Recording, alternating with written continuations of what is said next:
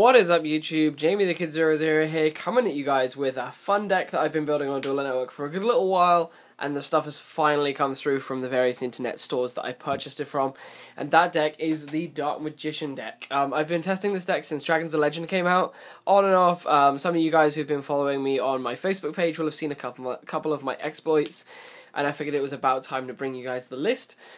This is just something that I've been testing. I've literally seen no other lists for Dark Magician decks, so I went into this completely blind, but the list has been working for me. It's definitely not top tier, but it can hold its own against some kind of, I guess, bad players who don't actually know what to play around and what this deck can actually do.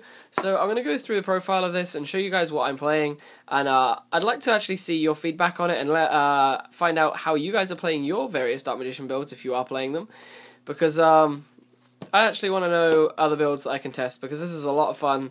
It can do a lot of crazy things, so let's just get into the list, shall we? So to start off the monster lineup, we play 3 copies of Dark Magician himself. This is a Dark Magician deck. You have to be playing Triple Dark Magician. I wish I could say I had 3 copies of the SDY one, but I don't. But this is a lovely First Ed LDD Spanish one, so it's pretty cool.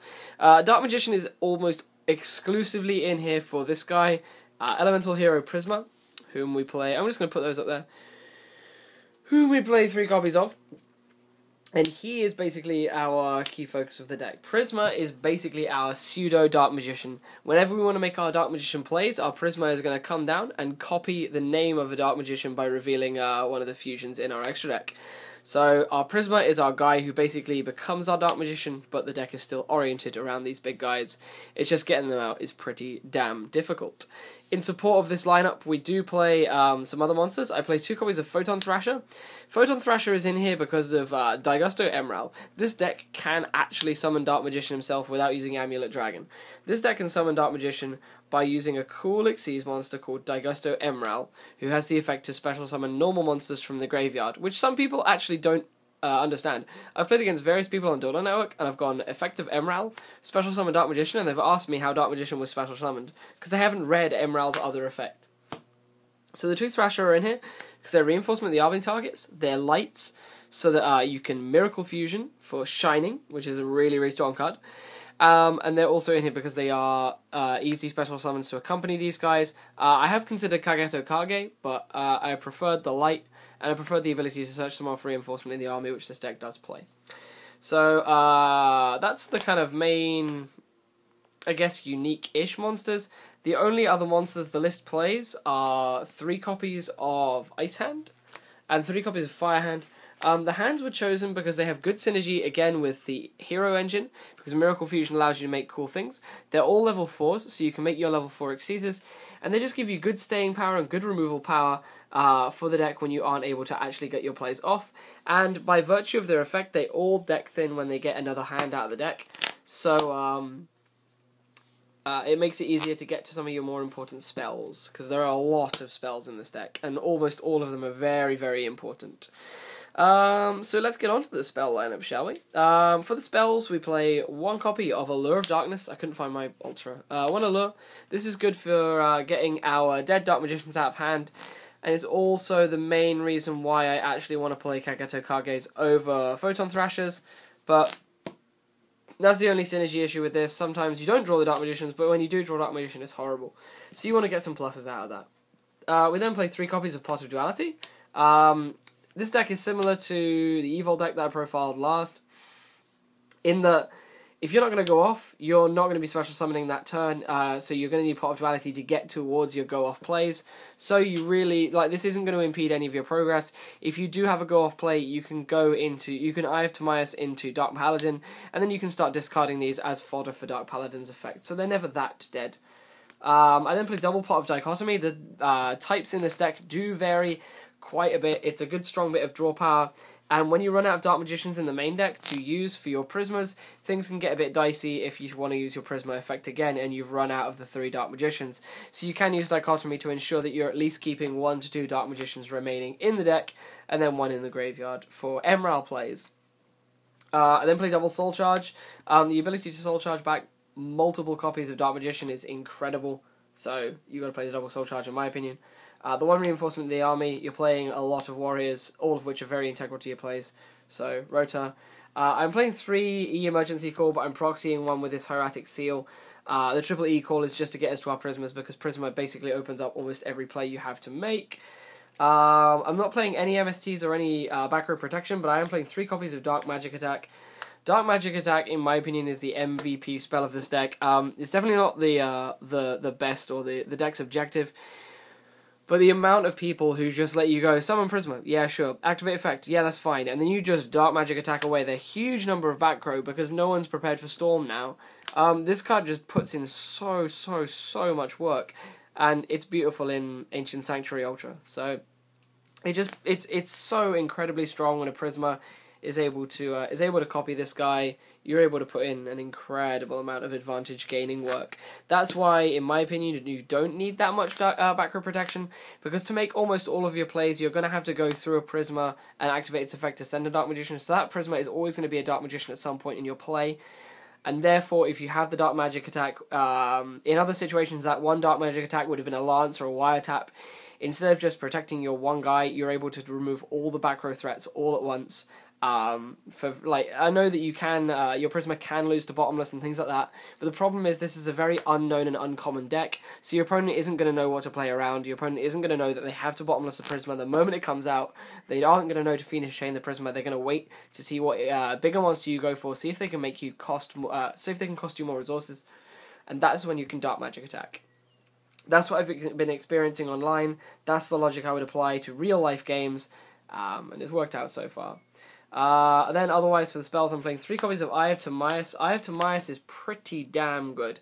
Eye of Timeaus basically says you can target a Dark Magician monster you control, fusion summon a fusion monster from your extra deck that needs to use a Dark Magician as an Xyz material, as a fusion material, and then send the monster that you targeted as the cost.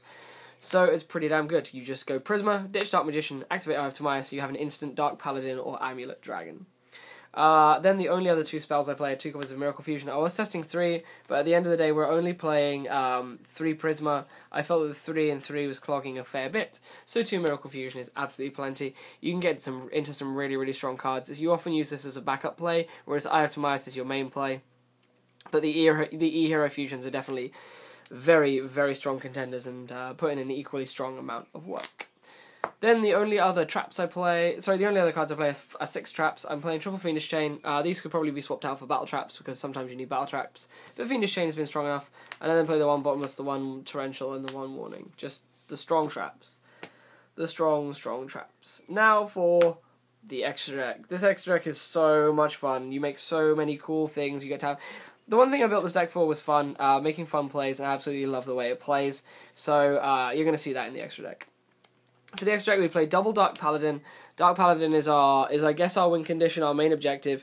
He's not strong enough to be called a win condition in this game. You've got to be fair about that. But the main factor about the Dark Paladin is, in an ideal world, you will have made this guy by going through Prisma, Dark Magic attacking off all your opponent's back row, so all their traps are gone, which is the card this cannot negate. All their traps are gone. You're now able to go into Paladin. He could possibly be huge if you're playing against something that can play a Dragon Ruler engine, or so there's something that plays any kind of dragon, so he can go up and attack for every dragon that's in the graves. You've Dark Magic attacked away all their stuff, and you're now left with a Dark Paladin that can negate spells. If they have more traps, cool, but people are usually setting almost all their traps, and the only thing you have to worry about in that case is monsters, which is where your Warning, Torrential, Bottomless, and the 3 Phoenix Chains come in to protect this. So it is the deck's somewhat win condition, but you do have to take it with a pinch of salt that this card is not invincible. It is a very watered down Gladiator Beast Heraclinos, but the ability to make Dark Paladin in this day and age is incredible. I then play double Amulet Dragon. Double Amulet Dragon is really cool. I kind of wish this came out when Prophecy were a much bigger deck, because of the fact that when you summon this guy, you can banish all the spells in both the graveyards, and he gains attack equal to the number you banish times 100. And he's also pretty cool, because when he dies, he does serve himself as a little bit of a floater, because you can target a spellcaster-type monster in your graveyard and special summon that target. So it can special summon itself.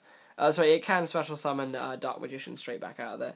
In fact, I'm not sure if it can special summon Dark Paladin. I'll have to read the wording. No, it can only be special summoned by Fusion Summon. I was being crazy. But it can special summon back your Dark Magicians. He's pretty damn good like that. Then the only other fusions I'm playing are one copy of E-Hero The Shining, one copy of E-Hero Escuridao, one copy of E-Hero Nova Master, and one copy of E-Hero Absolute Zero. The heroes are just in here for the Miracle Fusion option. The Miracle Fusion basically says, oh, my play didn't go through. It's okay, I have a 1-card boss monster anyway. So that's the main reason why we play these, and it's worked out pretty well so far. So that is the fusion part of the extra deck. For the rest of the extra deck, we have 2 copies of Daigusto Emerald. I'm so happy I managed to pick these both up in DT. These are so good in the deck. Daigusto Emerald is your guy for getting back Dark Magician. Dark Magician is it is a 2/5 body. He's pretty big against a lot of things in the meta besides Dragon Rulers. He can be over your Megalos, things like that. And the ability to actually summon Dark Magician in the 2014 metagame, I believe, how long has it been since he came out? 13 years? 12 years since he came out. The ability to summon him and now make him actually able to contend with the meta is kind of cool. It's a gimmick. It's definitely a gimmick, but bringing back Dark Magician is pretty cool. So we play our Emeralds for bringing back the Dark Magician, and if we're not special summoning him, or if we have multiple monsters in the graveyard, we also use him to put cards back into the main deck, because you sometimes do find yourself in situations where you need to put the Dark Magicians back in the main deck, so you can use your Prisma later on. And then play 1 Lavavel Chain. Lavavel Chain is in here to stack the top card, because sometimes you need to get to your Prisma when your hands are clogging. By that statement I mean your actual card hand and the cards, the Fire Hand and Ice Hand. So sometimes you need that just to modulate your top card. You need to get to your Prisma as quickly as you can.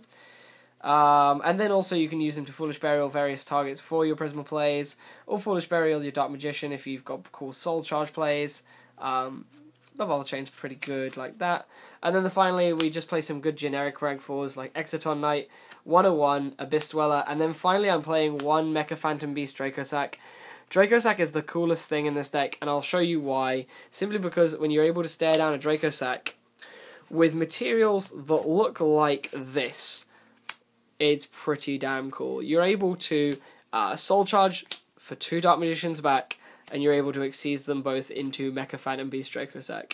If the Dark Magician Xyz was out, this would be the coolest thing you could ever see with this deck. But the ability to make a big Soul Charge play and just go, I'm going to sit on this Dracosack now, is incredibly strong. So guys, that brings me to the end of this very interesting and very enjoyable deck profile that I've actually been able to bring you guys. I'm really happy with the way this deck performs. It's definitely, as I said before, not a contender as a meta deck, but if you are looking for something really fun to play at locals that will actually surprise a few people, and you actually have a chance to go positive with, I would definitely give this deck a whirl. If not, if you don't want to play it at locals, please give it a try on Dueling Network. I've been winning a fair few games in Rated with it, and it's been a good laugh. But yeah, that brings me to about the end of this. I hope you guys have enjoyed. Please let me know what different things and different engines you're running in your Dark Magician decks down in the comments below. And otherwise, like, comment, subscribe, and just I look forward to your feedback. This has been Jamie the Kid 00, and I'll see you guys next time. Peace out. Bye bye.